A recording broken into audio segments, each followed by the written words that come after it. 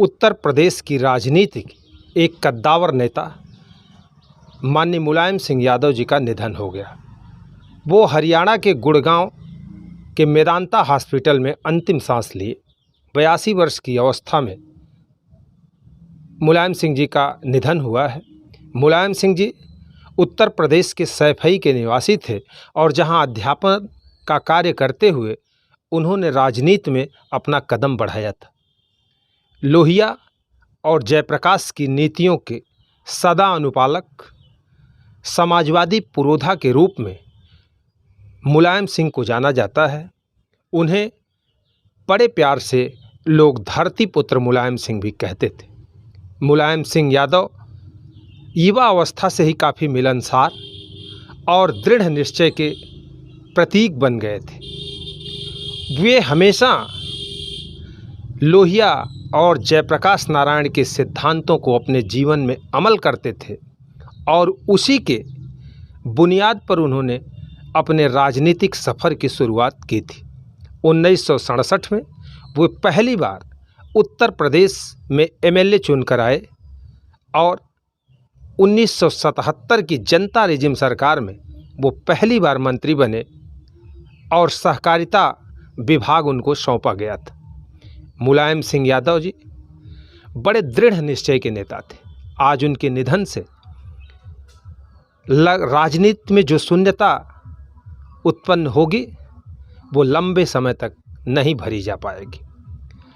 यद्यपि अपने कार्यकाल के समय में मुलायम सिंह जी पर विपक्ष के द्वारा तमाम आरोप प्रत्यारोप भी लगाए जाते थे, लेकिन सदन में खड़े होकर जब मुलायम सिंह जी उन बातों का जिक्र करते थे तो लगता था कि उत्तर प्रदेश की राजनीति में एक तरह का उबाल है और राजनीति के पटल पर बड़े अच्छे से देखी जा रही। 8 बार वो उत्तर प्रदेश के विधायक चुने गए और उन्होंने उत्तर प्रदेश में विधायक होने का 8 बार गौरव प्राप्त किया। 1977 में जैसा कि मैंने बताया पहली बार वो सहकारिता मंत्री बने। 1980 में जनता दल के अध्यक्ष चुने गए। 1981 से 1987 तक वो सदन में विपक्ष के नेता रहे। 1989 से 91 यानी 1989 में वो पहली बार उत्तर प्रदेश के मुख्यमंत्री चुने गए और तब लगा कि उत्तर प्रदेश में समाजवादियों का परचम बड़ी मजबूती से लहरा हुआ है।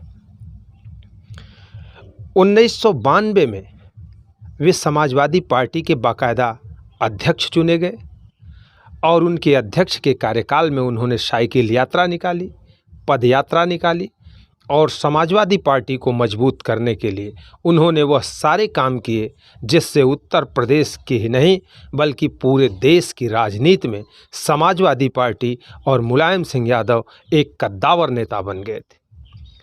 आज मुलायम सिंह जी का जाना राजनीति की शून्यता को लंबे समय तक अक्षुण्ण रखेगा और यह शून्यता जल्दी नहीं भर पाएगी।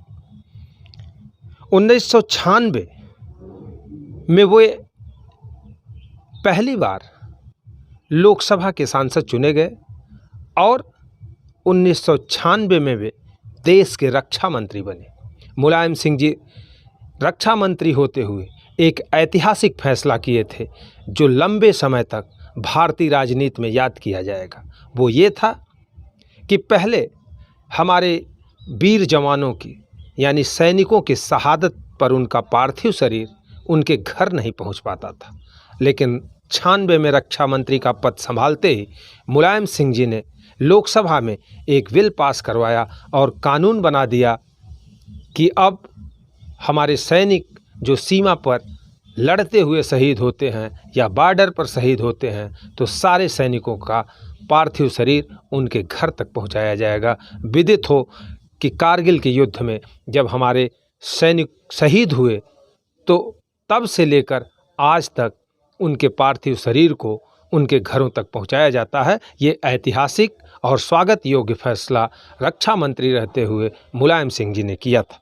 2007 में वे उत्तर प्रदेश के आखिरी बार मुख्यमंत्री रहे।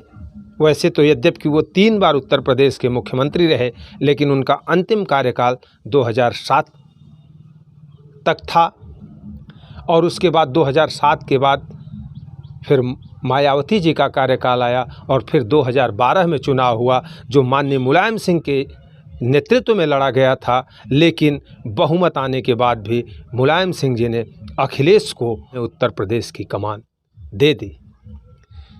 मित्रों, बाबरी विध्वंस कांड से पहले मुलायम सिंह जी ने उसकी रक्षा का वचन दिया था और उन्होंने कहा था कि मेरे मुख्यमंत्री रहते अयोध्या में परिंदा भी पर नहीं मार सकता। कार सेवा का वो दौर था। मुलायम सिंह जी अपनी बातों पर और अपने निश्चयों पर दृढ़ रहने वाले व्यक्ति थे और उन्होंने उस समय कार सेवकों पर गोली चलवाई थी। वह भी उनका एक ऐतिहासिक फैसला था, जिसे लेकर उत्तर प्रदेश की राजनीति में काफ़ी लंबे समय तक उबाल रहा।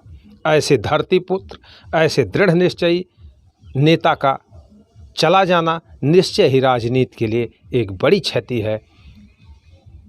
जैसा कि विदित है कि सैफई में उनका अंतिम संस्कार कल दोपहर 3 बजे तक किया जाएगा और ऐसे महान समाजवादी नेता के निधन पर रियल व्यू न्यूज़ परिवार श्रद्धांजलि अर्पित करता है और मुलायम सिंह जैसे कद्दावर और धरतीपुत्र नेता के चले जाने का दुख व्यक्त करता है।